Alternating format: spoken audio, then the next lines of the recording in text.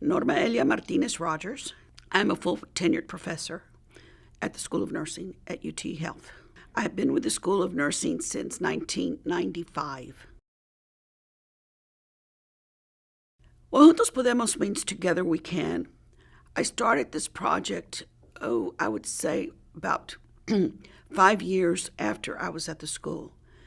And the reason I started it is because I saw that a lot of Latino students, that they were admitted into the program but could not finish the program within the 2 years that is required. Most of them were having to take another course, repeat a course, and so I said, well, there's something wrong here.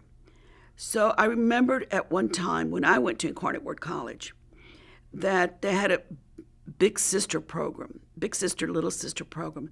So I took that concept and decided to do a mentoring program. And what I did was I took the first semester students to be the mentees and second semester students to be the mentors. And what that meant, those are juniors, first semester juniors and second semester juniors. I started with 10 and 10, 20 people. Those 10 mentors had to be academically successful in order to be mentoring someone else. So we began that program, and I started with 20 people with $5,000 that the state of Texas gave me. And it was successful, so I started the following year, I put in another grant for another $5,000. And that program was successful. So then I put in for a HRSA grant, which gave me something like $900,000 to develop the program. And in that program, I saw that one of the things that the students had was that they were able to not only be mentored, but they were going to be able to be tutored. And what I did was I started a program called Teaching Scholars. And those students that were teaching scholars, and that at that point it was first, second, third, and fourth semesters.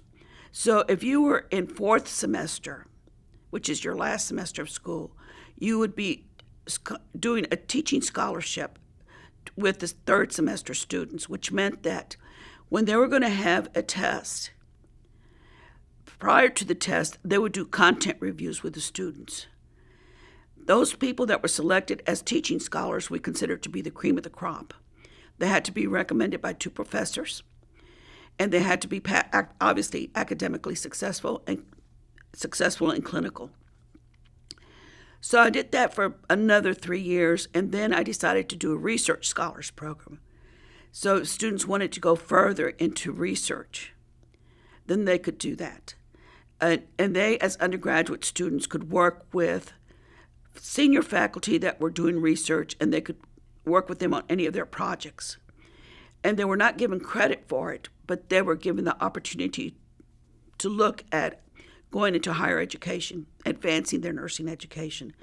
The students really, the thing that really kept the program together was the mentoring. Because it became so big that sometimes a mentor would have like 3 mentees. And believe it or not, they did it via email, telephone. Sometimes they didn't meet their mentor until midterm because they were doing everything by email. We would do what we called comadreando, which are little chats, and we would have occasions to come get together. This is a family. And our concept was that in order to receive, you must first give. And we strive for excellence, but not perfection. And those were the concepts that we lived on. When the program ended in 2015, and at that time we had 387 students involved in it. We lost funding, and there wasn't an opportunity for the dean to sustain it. So she let go of the program. And then it was turned over, the foundation of it was turned over to the Academic Student Success Center. It was like a safe haven for students. We had printers that students could come use. We had laptops that students could come use because my grant would always buy all these extra things. And we had a study room, huge study room. And people would come in there and gather, and we would do pizza parties. And then we would also do family orientation. And we would host a huge orientation. We usually had like 67 families, up to 80 families come with children and everything. We would talk about Juntos Podemos. But we wouldn't just talk about Juntos Podemos. The students actually ran the family orientation because Juntos Podemos is a student-driven program. They ran it. And that's what made it successful with the students.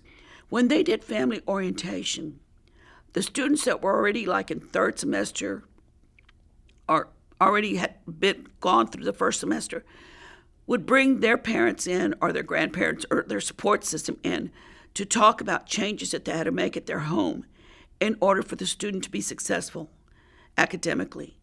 Because life does change when you get into the nursing program, because you have to, at that time you had to go to the hospital before you saw your patient, and you had to do your nursing care plan. Now it's a little different. They go on the same day, but still the students needed to also know how to budget. And they talked about finances, and this is all part of what we did in family orientation. So the program, I have been throughout the United States starting this program. I presently have a program similar to it at Marquette University. I have another program similar to it at Illinois State University at the Mennonite College of Nursing.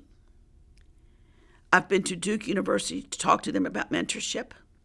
So it isn't just like the only program the concept started here. And even though we have some part of that concept, it's being done at other universities. So I can say HRSA, which is the agency that funded us, Health and Human Services, they considered it to be an ideal program. They considered it to be one of their leading programs. And I've presented a lot of times about it. It was very culturally diverse. We would do celebrations like, we would have the students do Dia de los Muertos. We would have events where students would bring in their traditional foods, and we'd do potluck. So it was very culturally diverse, and the students seemed to really enjoy it. They felt safe coming to tell us what it is that was going on in their lives. So a lot of these students have now gone to graduate school. So we're happy about that, which is something that we really promoted. I actually started it when a group of us were, as Latino faculty, who are fellows in the American Academy of Nursing, were at the conference that they had in 2016, 2015. And I asked senior faculty who are Latinos, what do you think about me starting an International Association of Latino Nurse Faculty? Because the National Association of Hispanic Nurses is good for clinical nurses, but it's not good for academicians because it doesn't mentor us in that way, because so many of the people that are in non are associate degree nurses or are students or baccalaureate nurses, but they're not in advanced degrees. So they said yes. They gave me the blessing. We had a founding board, and since then the board has changed. We've done several retreats. We're getting ready to do a big push for members. We have some members in Mexico that have joined us, and we're going to have our first membership meeting in April, of which we're very excited about doing that.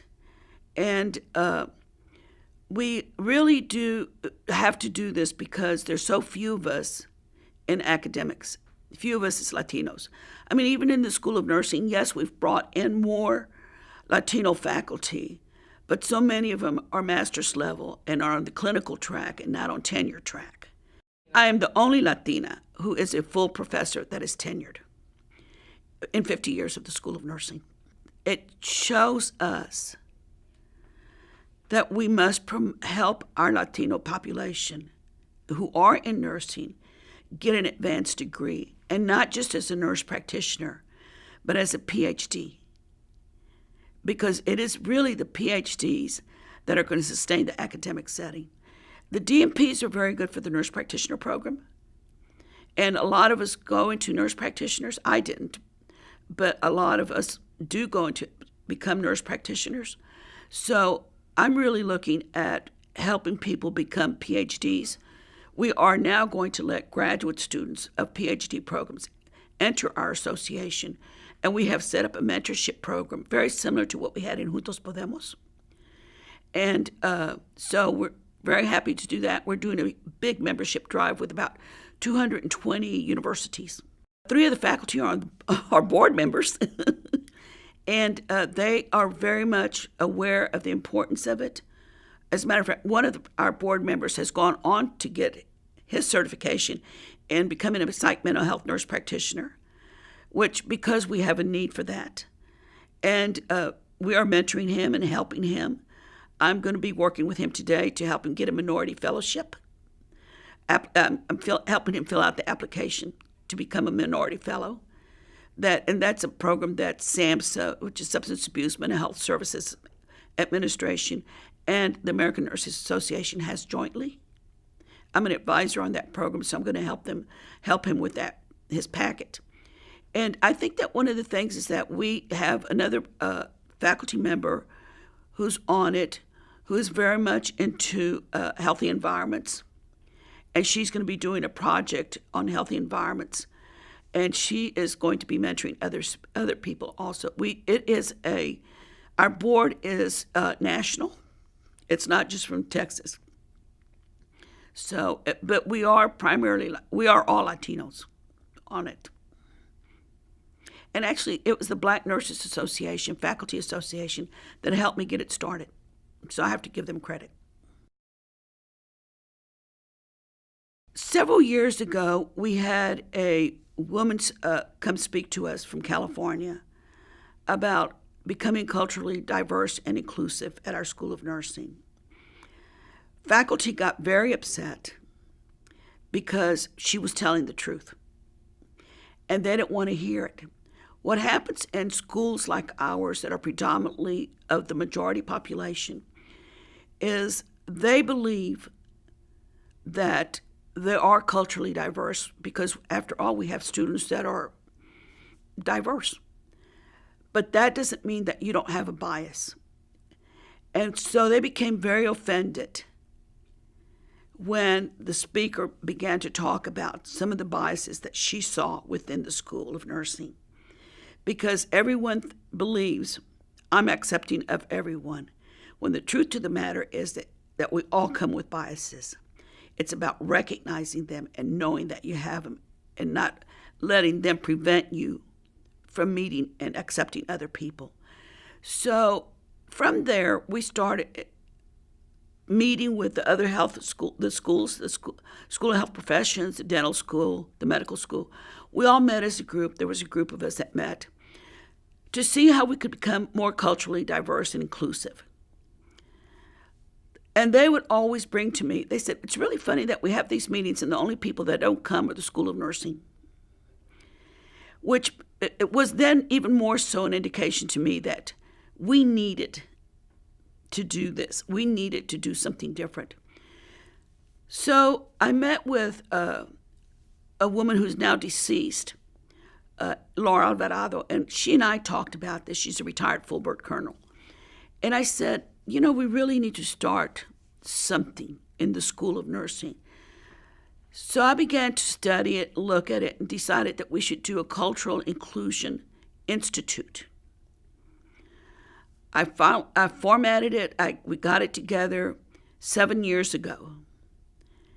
We are now going to have our 6th annual conference. We have a big following. We have a national planning committee who helps me with the Cultural Inclusion Institute, who has been very supported by the Department of Psychiatry at the School of Medicine and Health Professions and the Dental School. University of Incarnate Word, believe it or not, is helping us sponsor the Cultural Inclusion Institute this year. And they have given us sponsorship. Our keynote speaker for the pre-conference, which is going to be on implicit bias in work settings, and how do you work with an underserved population and not demonstrate these biases, is the Deputy Surgeon General, Sylvia Trent Adams. She'll be coming in April. So we're very excited about that. We also have Dr. Chiquita Collins from the School of Medicine, who is the Associate Dean or Vice Dean of Cultural Inclusivity. She will be a speaker also. So we're looking forward to having it really focused differently. Every year, what we present at our conference is based on what what the attendees want. Last year, somebody came who was transgender, who gave a talk on her daughter being transgender and what occurred in their family. So people were requesting more information on that. So this year, our focus is not only on implicit biases, but also how healthcare professions affect those that choose to do a different lifestyle. So we do have a large LGBTQ community coming and lots of presentations on that. But we do involve the community. We do what we call a community market. And the community comes with their nonprofit agencies, and we set up a room for them, and they display everything that they do with the underserved population and at-risk population. So we really are in the community. It's not a nursing conference. It is a cultural conference, and it's interprofessional. When I wrote this grant, I'd come back from Santa Fe, and I had the flu. But I wrote the grant anyway because I really wanted this grant. This ACORN grant, is about teaching baccalaureate nurses to work in primary care settings. It's a $2.6 million grant. I have 5 students that we selected that went through a whole process of why they would prefer working in a primary care setting, which is out in the community, versus being in a hospital. And so we went and gave a presentation, an information session, to the, let me clean my nose, I'm sorry, to the class of about 120 students. And from there, we got 19 students to look into it. And from those 19, we had 14 apply. We knew we were only going to take 5. And then we did an essay question of why would you work in a community-based setting versus a hospital? And they wrote their essays and why they would do that. And then we did interviews, and then we selected 5 students. I have a leadership advisory board, which is made of WellMed, VA Hospital, their chief nurse of primary care clinics, University Hospital, the head nurse of their primary care clinics.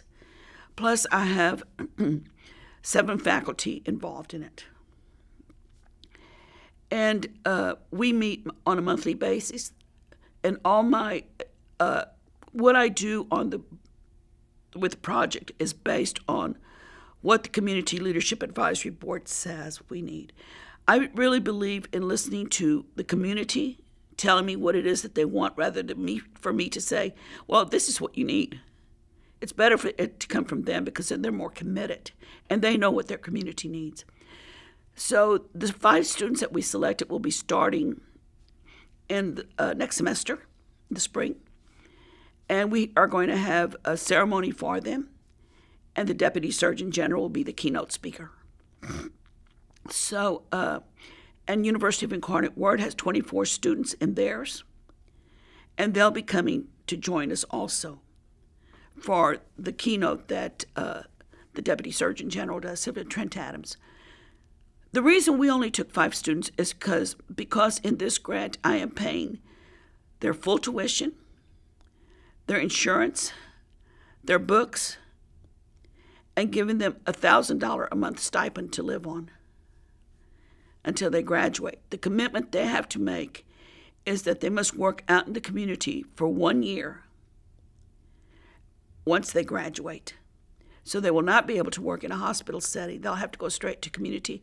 WellMed has already said that they would hire them. So we know that they have a place to go, which is very good because most primary care agencies do not want unexperienced nurses. But because we're using them also as a learning site, they feel like they'll be able to be teaching them some of the things that they need to learn already. So we're looking at it's kind of like an internship residency prior to them graduating. All of the students that we have chosen for this project, all come from the community. One comes from the rural community, which is very important for us to include the rural community. And the other 4 come from underserved areas, what we call the underserved, where there's shortage of health professionals working. 2 of them live in a poverty SES with their families. One of them comes from a family of 11, and he's from the Valley. We have 2 men and 3 women, and but they all are going back to their community and working in their community. Those are the people that you really want in the community because they have a commitment. They have a commitment because they understand their people, and that is so important. I'm very community-based. I was raised in the Alasan Apache courts, so I come from a poor background. It is extremely competitive, and it's only for psych mental health nurse practitioners.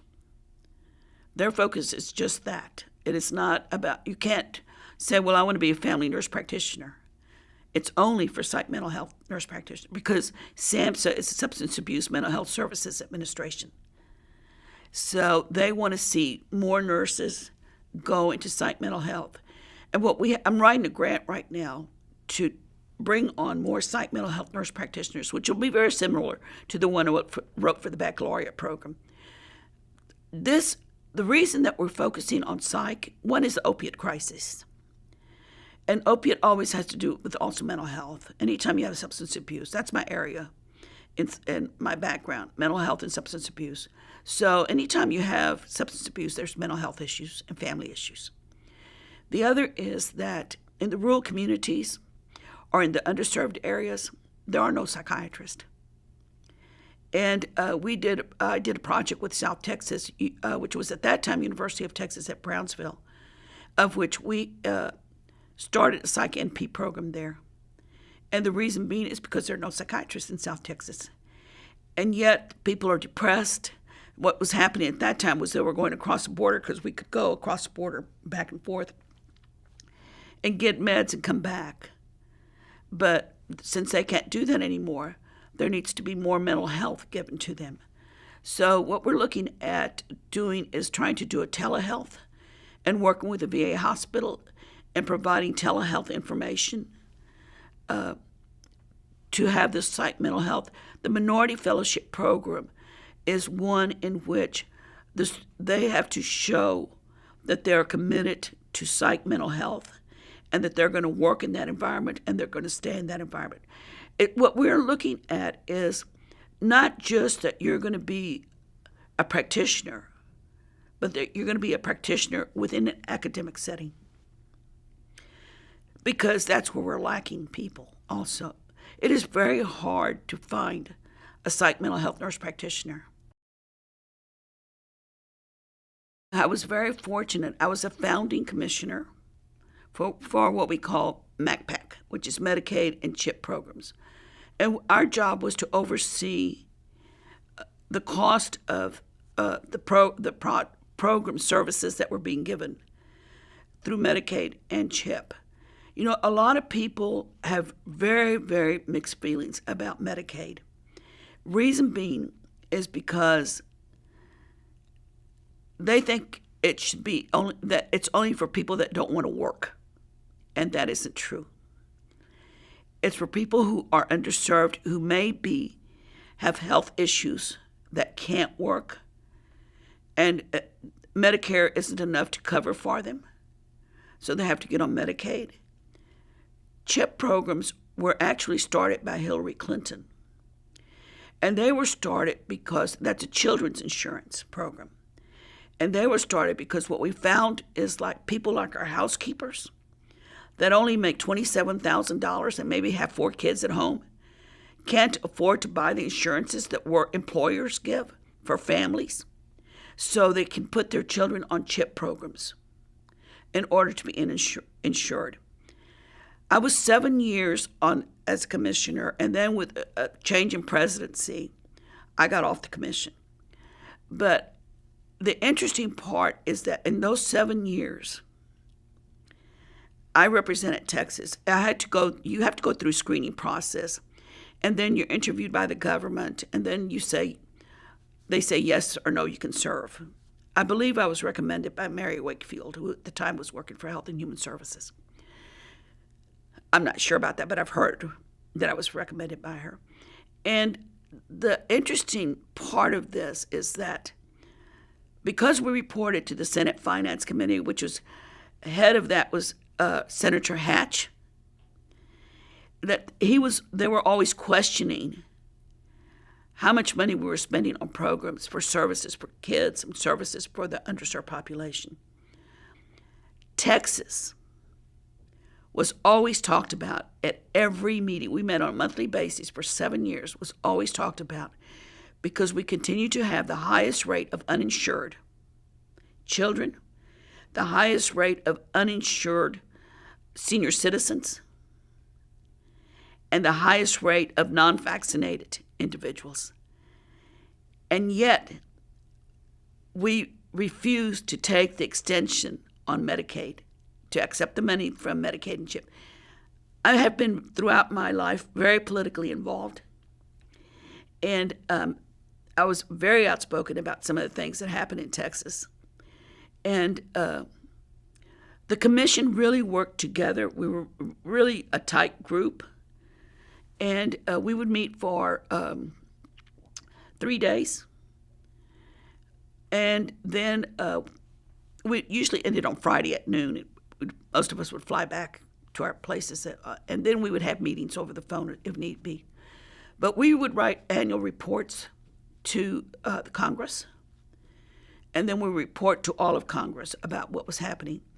Since I've been off the commission, there have been a lot of cuts in CHIP and a lot of cuts in Medicaid, as we all know, which either we figure out how we're going to help the underserved, or we're going to continue, especially in Texas, continue to have an increase in uninsured. And what it happens is if you don't have Medicaid, that's why you have university hospitals so full. Because where do they go? At the end of the day, what people don't understand is that, guess what? You may not want to put in money into Medicaid, or you don't want Texas to put in money into Medicaid, so it's coming out of your pocket because we're paying for it out of Bexar County taxes. And that's where we get the health care for that. But the commission was really awakening for me. It indicated to me how much nurses need to become aware of the health policies that are happening, how much we need to be a spokesperson. I would come back and I would tell Dean Breslin, I don't get it. The doctors are there saying we can't cut CHIP programs. I said, we're the Pediatric Nurse Practitioners Association. They were nowhere to be found. I said, I never see a nurse or a nursing organization go and talk in front of Medicaid and CHIP and say, this is why we need these programs from a nursing perspective. And we really, have to advocate for us to do that. We really have to teach from the beginning in undergraduate school. We have to teach that student to become an advocate and to learn how to do that. I mean, I've gone into classes to talk about the importance of health policy and advocacy. And they're surprised, they're shocked. I've gone to nurse practitioner programs who don't know what Medicaid or CHIP stand for.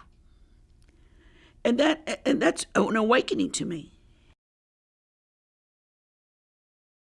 Health policies, I actually was on a think tank for the American Association of Councils of Nursing on health policies and what we needed to teach in schools.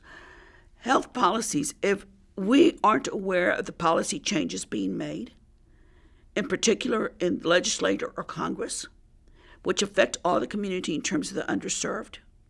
For instance, what is it that the health policy that just changed right now in terms of Medicaid? And that is limiting the amount of sources and services available to people who have cancer. The number one area that was hit was Eagle Pass, which is a rural community. And what that means is that we as nurses should have been aware that this was happening. Going to Congress or the legislature once a year doesn't cut it. Because you go do this big show and you show up. As I went to the Capitol, you have to be aware of this. We have to learn how do we reach out to our legislators? How do we reach out to our congressmen, our senators?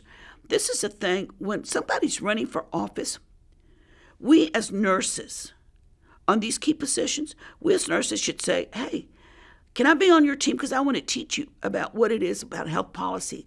I want to teach you what it is that needs to happen in the community. I want to help you with that.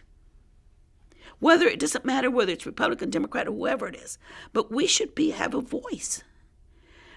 That was an example. The FQHCs, which are the federally qualified health centers, any health policies that are made in Congress about cutting services affects them. FQHCs see all the at-risk, underserved populations in the poorest areas of your city. And here in San Antonio, it affects everyone. And what happens, it becomes a domino effect in the community, because if you can't go someplace to get the health care that you need, you're going to wait till you get so sick you end up in the ER and you end up in the hospital. And guess what? You end up sicker than you would have been had you been able to go to your community. I stay at the School of Nursing because I'm committed.